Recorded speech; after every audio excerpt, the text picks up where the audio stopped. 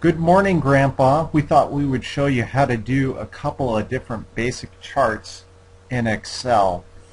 All right. First thing you need to do is set up your data. And normally you would have kind of different columns worth of data. All right, William, once we have our data here, how do we insert a chart?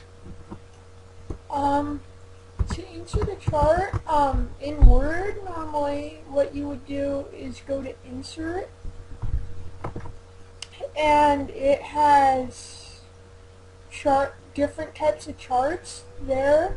So it's the same thing for Excel, and there's different types of column, graphs / charts, and line graphs and pie charts and stuff like that. All right, so if you take like a line chart or a bar chart, this is kind of a way of comparing this data throughout the year. I'm going to delete this, and so you're really looking at month-to-month data. If you use a line chart, again, we go to Insert, Line, and then select a line, and so this is kind of the progression over time. And well, let's take a look at this for a minute. If I take and click on the line and then right-click and select Add Trend Line, we'll say what type of trend line. We'll just put the basic. Oh, it's like a scatter plot.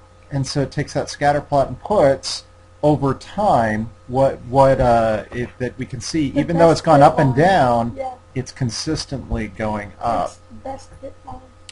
Now, you can see it used the word count here.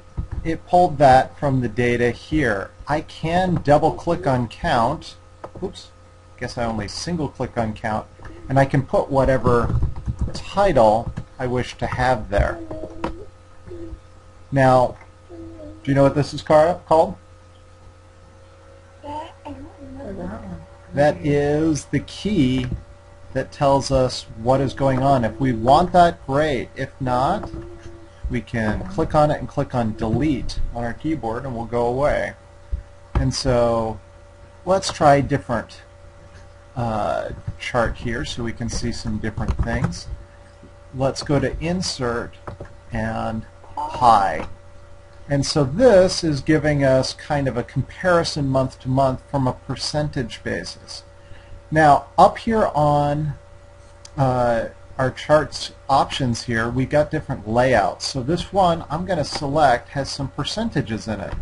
And that way it automatically calculated the percentages. Even though I don't have them over here in my data, I can see that December was 14%. What would a scatter plot look like? Well, let's take a look. We'll highlight our data. We'll click on Insert, and we'll take a look at Scatter, and it says which type. We'll just pick a basic scatter, and so it has it just over time. Now, our particular data doesn't really lend itself to a scatter plot. Yeah.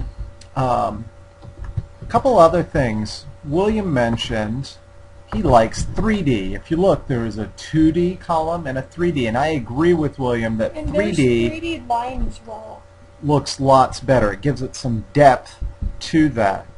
Now, under the chart tools up here on the ribbon, we see Design, Layout, Format. We can take a look at different things to make them look really good. Layout has some really good things. So there is your information on what you can do with the titles. Do you want it below the axis, or do you not want it at all? Your legend or your key, it will give you where you can place that. Whether you want a data label or not. Let's turn on and say show the data label. And so now each one of the numbers is showing up on there.